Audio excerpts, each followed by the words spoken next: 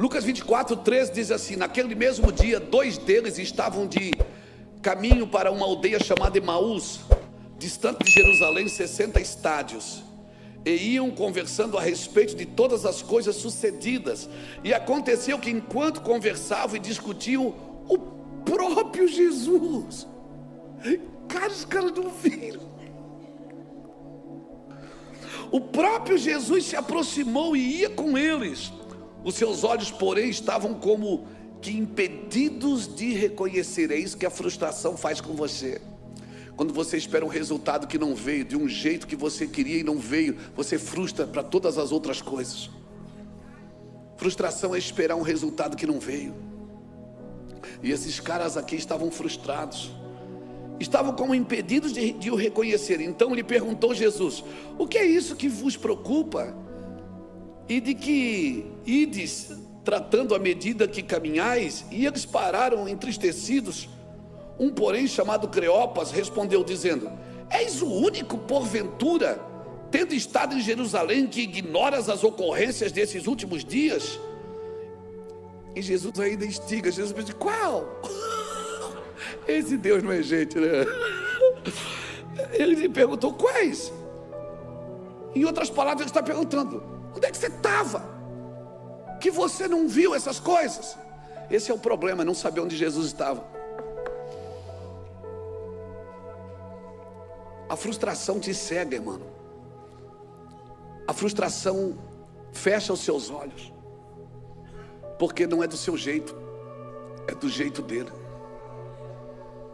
Um homem no Éden, quando abriu os olhos, ficou cego. Enquanto eles estavam cegos, eles viam. Quando eles abriram os olhos, eles ficaram cegos. Porque com Deus é diferente do seu jeito.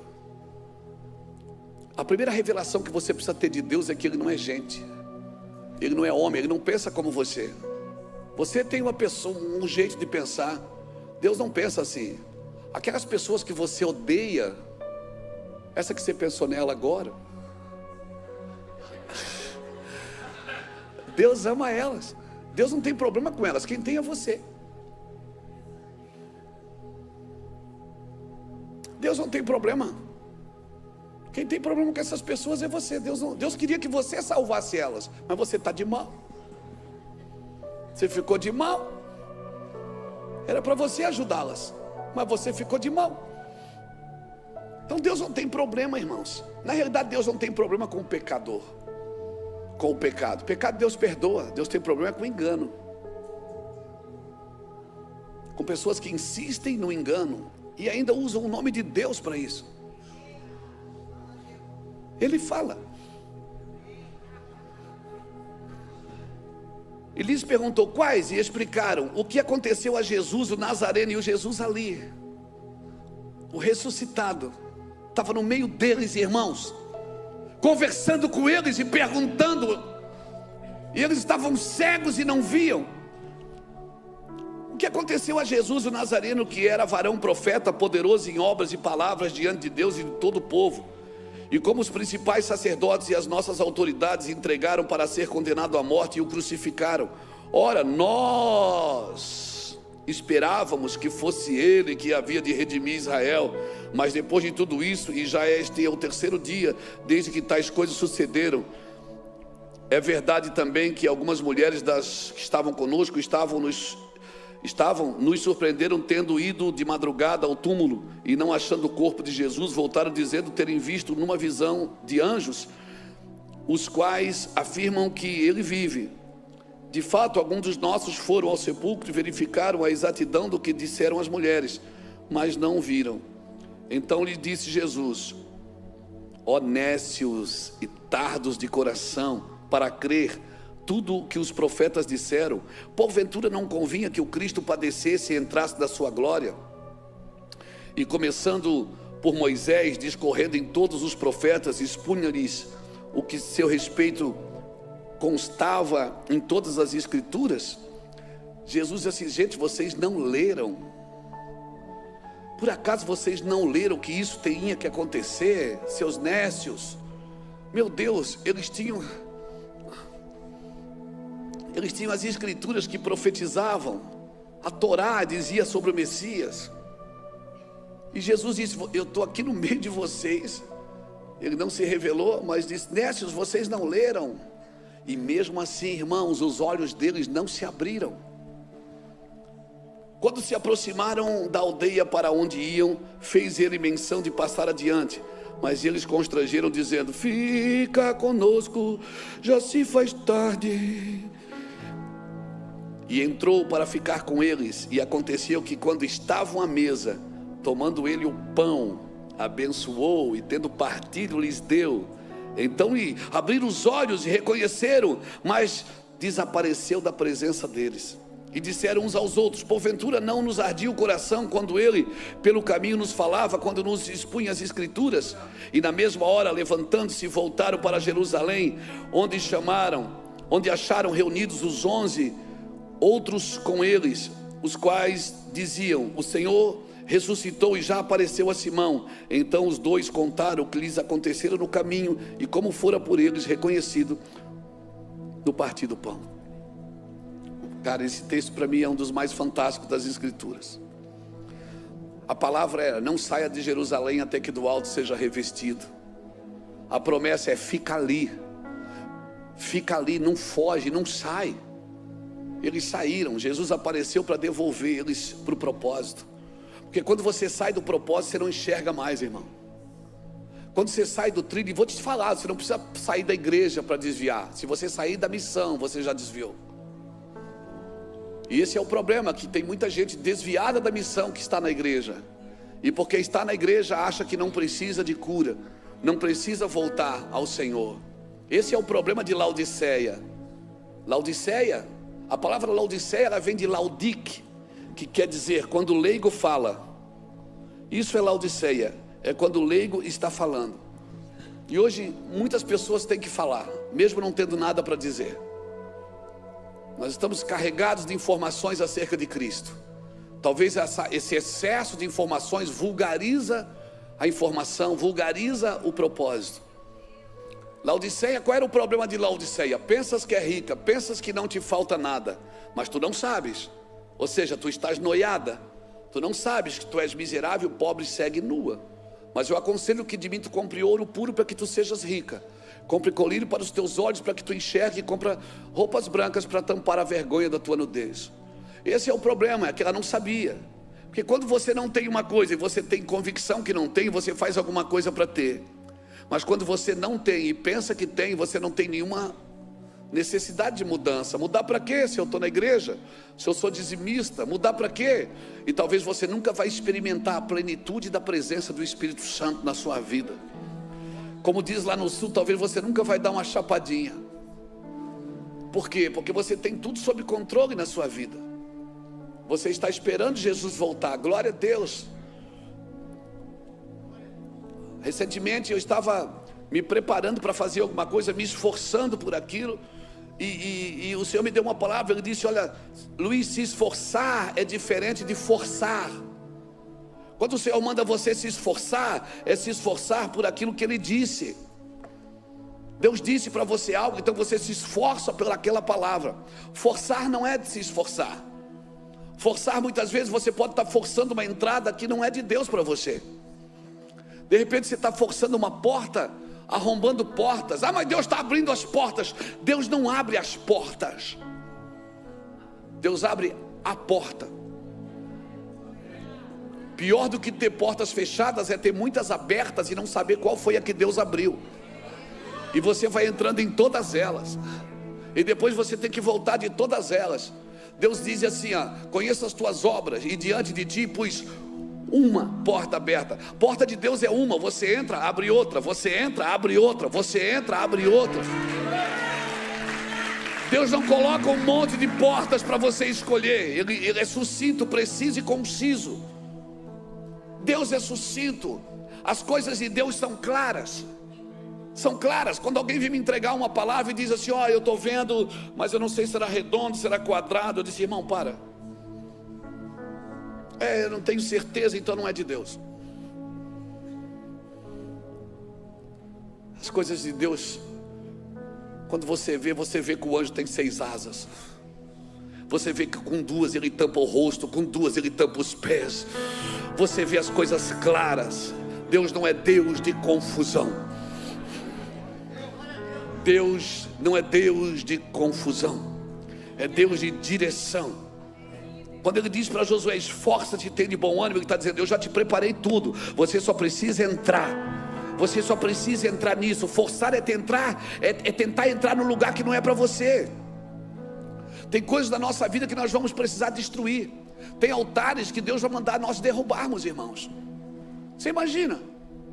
Tem coisas da sua vida hoje que são inúteis, e você vai ter que orar para Deus e dizer, Deus, o que é inútil na minha vida? Ele vai mandar você tirar. Noé fez uma arca, imagina. Noé fez uma arca, 100 anos construindo uma arca. 100 anos, todo dia Noé entra na floresta com machado, com mais os 3 filhos, e vamos derrubar a árvore, gente, vamos derrubar a árvore, e Noé está lá derrubando a árvore, uma árvore atrás da outra.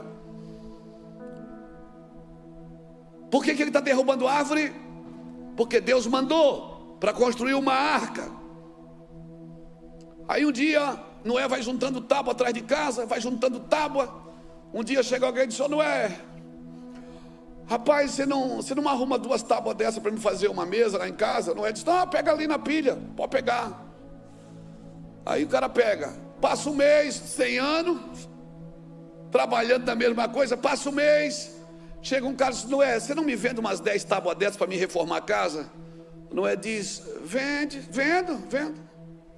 Não, vendo, claro, pode pegar ali 10 tábuas, faço para você mais barato. Aí Noé olha para os filhos e diz, meus filhos, tive uma ideia. Vão abrir uma madeireira. E aí Noé abre uma madeireira e se torna o maior madeireiro da época, e esquece porque que ele entrava na floresta para cortar tábua.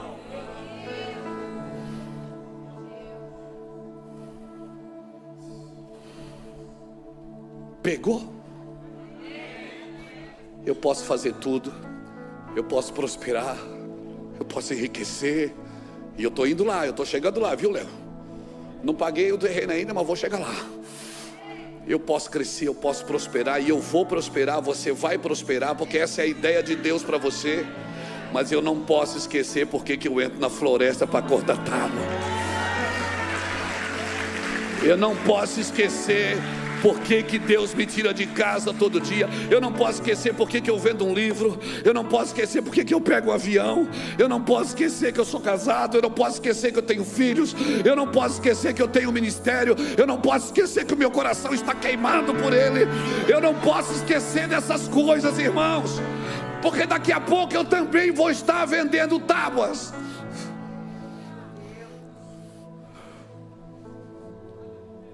Eu não posso esquecer do meu chamado. Por isso que Jesus disse, nécios, vocês não leram o que estava escrito, que eu ia morrer? Eu falei para vocês.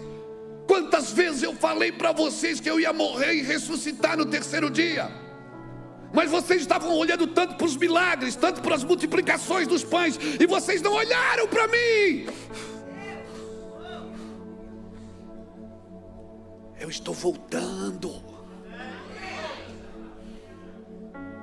Olhem para mim, diz o Senhor, eu vou prosperá-los. Eu vou prosperá-los muito. Não, eu só estou aí, eu jogo a cadeira para cima, meu amigo. Você entenda o ambiente que você está. Eu vou te levar às nações. Você vai plantar igreja, eu vou te dar empresas. Você vai ser um plantador de ministérios. Ei, eu vou te deixar famoso na terra, porque eu não escondo lâmpadas debaixo de vasilhas, eu coloco no alto para que ilumine todos os que estão na casa.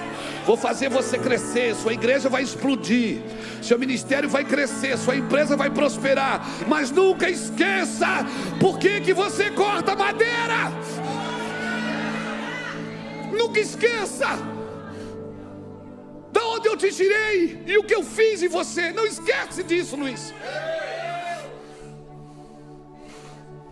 Não esquece que você era um viciado, um traficante miserável, um perdido na vida, e eu mudei a sua vida.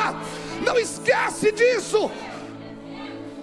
te dei nome, te dei casa. Hoje as pessoas te chamam de apóstolo. Oh, aleluia. Até ele chamou de apóstolo. Mas não esquece quem você é. Não esquece, cara. Você pode prosperar.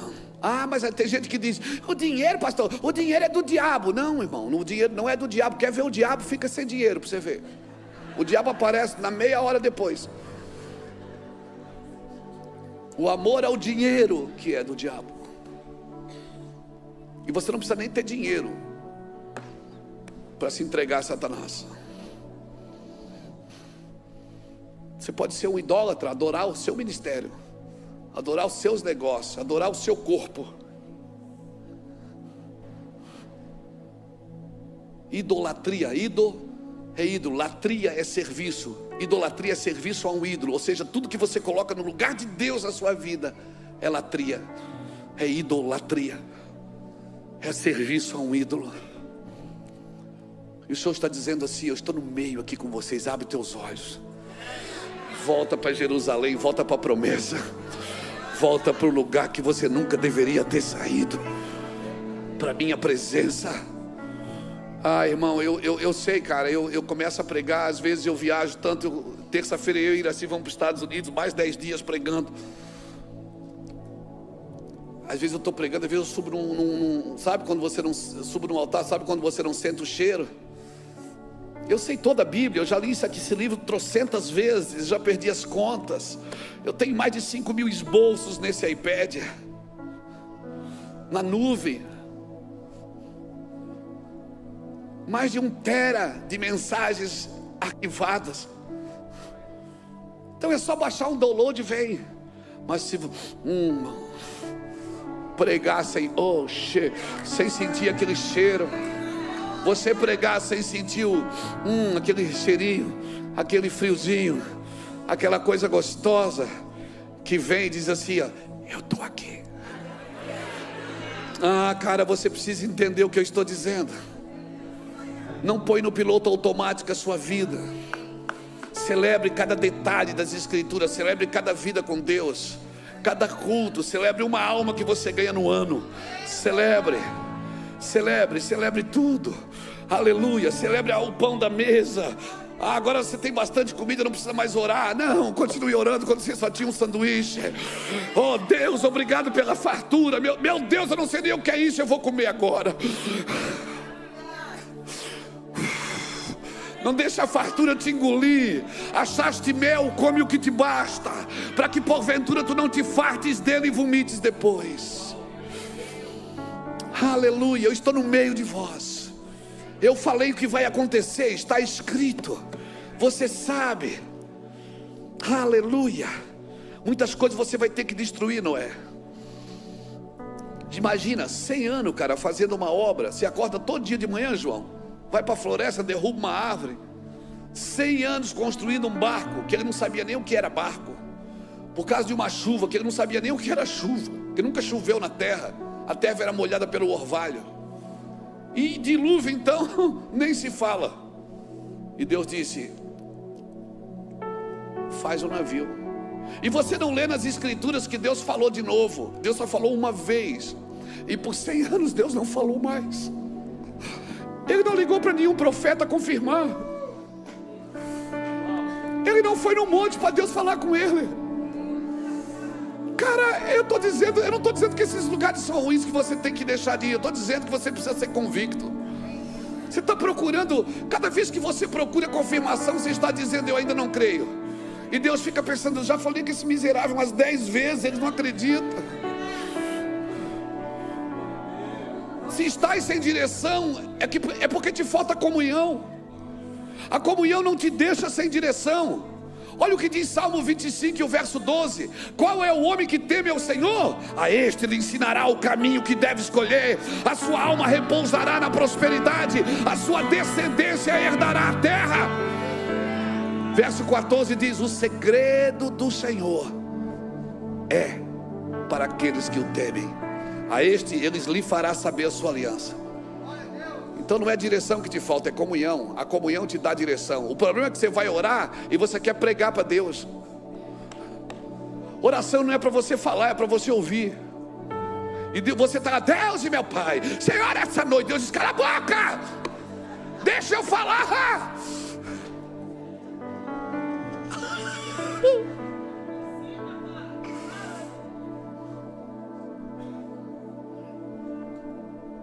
A palavra ouvir no hebraico, ela significa chamar, e obedecer também é chamar. Não tem duas traduções, é uma tradução só, para ouvir e obedecer. Ouvir e obedecer para Deus é a mesma coisa. Ouve, Israel, o Senhor, porque quando Ele fala, Ele espera que você ouça, obedeça e pratique. Oração não é para dizer para Deus o que Ele tem que fazer. Oração é para ouvir os céus. Aleluia. Oração é para Deus falar com você. Deus chamou Moisés para o monte em Êxodo 24 e diz, Moisés, sobe a mim no monte e eu te mostrarei o que vai vir. Moisés ficou lá 6 dias, Deus não apareceu. Deus só apareceu no 7º dia. O cara ficou lá 6 dias esperando o encontro. Imagina, Deus estava esperando toda a alma de Moisés baixar, Moisés ficar quieto, Moisés parar. Quando Moisés parou, não tinha mais nenhum sentimento, nenhuma emoção. Deus veio e falou. Quem sabe é isso que o Senhor está esperando você sossegar. Aquietai-vos e sabei que eu sou Deus. Eu serei exaltado entre as nações, eu serei exaltado sobre a terra. Fica quieto, para de falar. Oh meu Deus.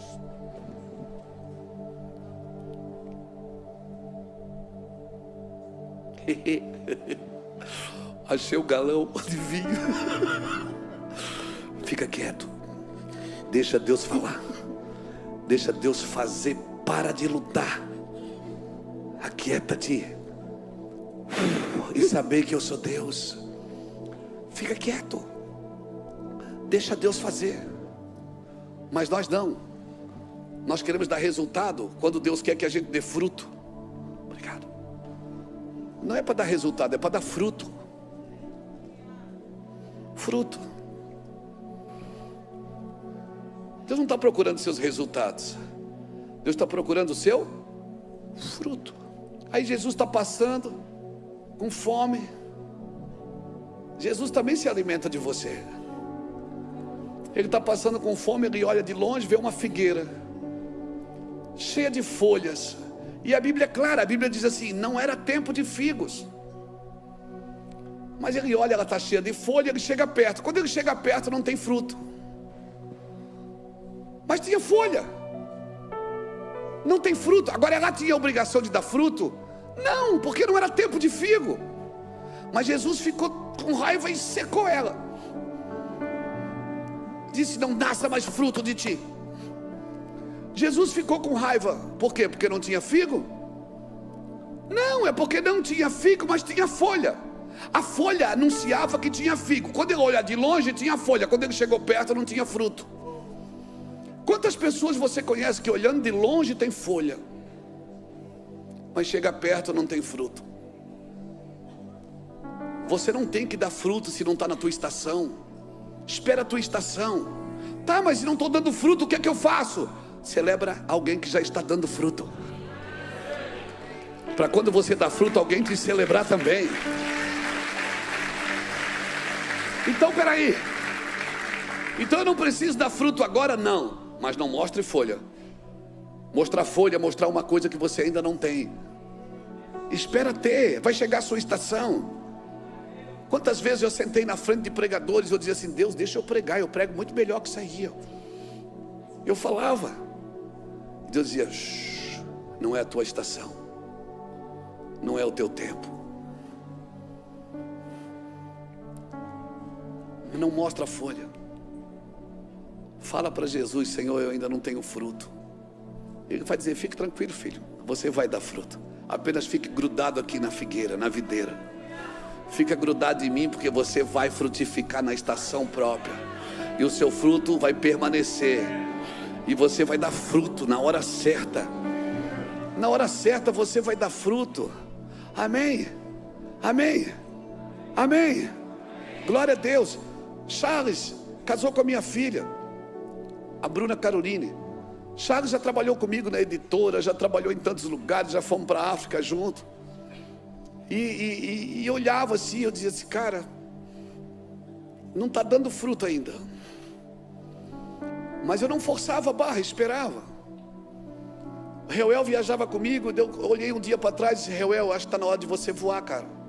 Reuel está viajando o mundo com a sua esposa. Nós vamos agora para o país de Gales em junho, fazer uma conferência lá onde Evans Robert pregava. Eu olhei para o Charles, Charles, você vai viajar comigo? Eu disse, mas eu não toco teclado. Tô nem aí, mano, vai aprender. Eu só toco violão. Eu disse, eu só toco campainha. E sino. 2 semanas aprendeu 3 notas. Dó, dava dó de ouvir. Mi, misericórdia. E lá para longe do tom. E tá aí, ó, dando fruto, né, bebê? Por quê? Porque quando chega o seu tempo, você não pesca, é o peixe que pula dentro da rede. Você está lá tentando, pescando e não pega nada. Daí Deus diz assim, agora vai lá, porque agora eu estou mandando. Você vai agora debaixo de uma palavra. Espera o seu tempo, você vai chegar no tempo certo. Não fuja do lugar da promessa, não fuja do lugar da promessa. Irmãos, eu nasci em igrejas que o pastor me ofendia, me machucava. Eu nasci em igrejas que nós éramos feridos, machucados. O pastor olhava para mim e dizia, você não sabe fazer nada. Eu baixava a cabeça, ficava quieto, à vontade de... Eu aprendi uma coisa, para não ficar virado, eu falava em línguas. Você que fica irado com a sua esposa, não briga mais com ela, só hora. Isso. Lá em casa é uma festa. Aí assim fala de oh, mulher da vida. Oh, te amo, mas sai daqui agora, aleluia. Pronto, deu tudo certo. Oh, terra.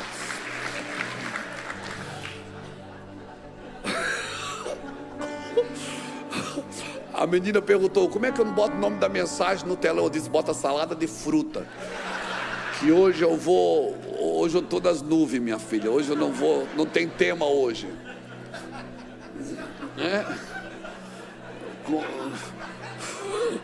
Ela disse, o senhor tem um tema para nós botar na tela? Eu disse, bota lá o tombo do leão dourado, alguma coisa assim. Eu sei lá o que eu ia pregar hoje.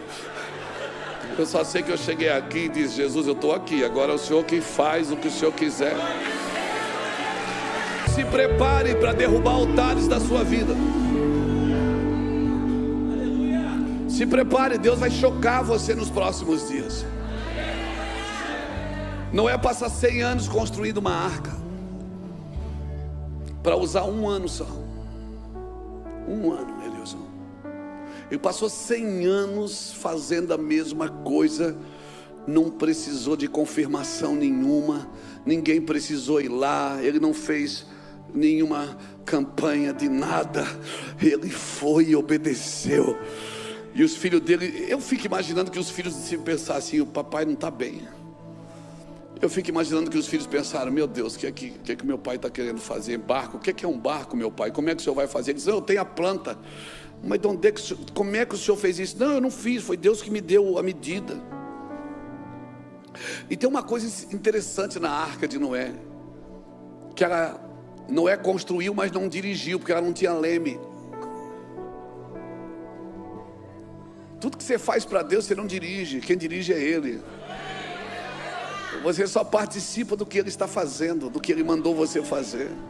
Noé não dirigiu, ele entrou na hora que Deus mandou e saiu na hora que Deus mandou. E depois que ele saiu, eu fico imaginando que Deus olha para ele e diz assim, Noé, pode tacar fogo na arca, acabou meu filho, vencemos. Como assim, acabou? Acabou, meu, acabou. Não, mas eu não vou me desfazer da arca, foi Deus que me deu. Meu filho, taca fogo disso aí. Não, mas Deus que me deu as medidas, foi Deus que me deu. Eu sei que é muito difícil soltar algumas coisas que foi Deus que te deu.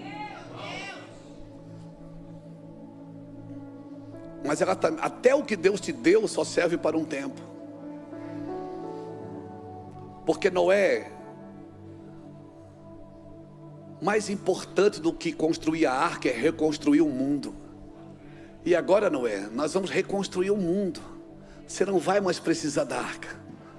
Então se prepare para soltar coisas que Deus vai mandar você soltar, para você entrar naquilo que Deus tem para a sua vida. Irmãos, eu trabalhei na igreja, eu pregava segunda, eu pregava na terça da vitória, eu pregava na quarta da unção, na quinta do avivamento, eu pregava todo dia, eu e Iracira, a gente ia para a igreja tarde, limpava a igreja e pregava de noite. Agora está tudo bem, agora a igreja está crescendo, tem 3 cultos no domingo, gente que vai na rua, porque não, vai embora porque não consegue entrar, nas 3 reuniões, agora compramos o terreno, estamos pagando, só estamos esperando o Léo ir lá de novo, e o irmão que quitou o terreno, estamos esperando, estamos lá.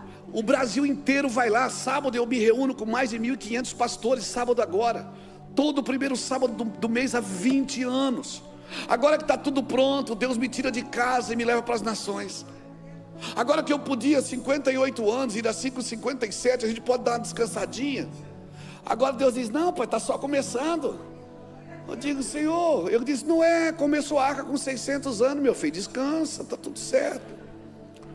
Diga, agora que está tudo pronto, que as pessoas vão lá, que eu quero estar em casa, que eu tenho uma sala, um escritório, e agora eu tenho. E Deus me tira de casa, porque Deus só te dá aquilo que você estiver disposto a devolver. Deus não te dá nada para você. Na realidade Deus não te dá dinheiro, Ele te confia recursos. Deus te confia recursos, Deus não te dá dinheiro, Deus não te dá fama, Deus te confia lugares, ambientes de autoridade. Ah, Deus está me exaltando. Ô pastor, como Deus está te exaltando, o que é a exaltação de Deus para você? Dar algumas coisas, dar algum dinheiro, deixar famoso, conhecido na internet? Isso não é a bênção de Deus, cara. Bênção de Deus é você entrar num quarto e Ele falar e você dizer, eis-me aqui, Senhor. É no meio da noite você ouvir o seu nome, Luiz. Ah, meu Deus, isso é a bênção de Deus. 8 bilhões de pessoas na terra e você ouve o seu nome.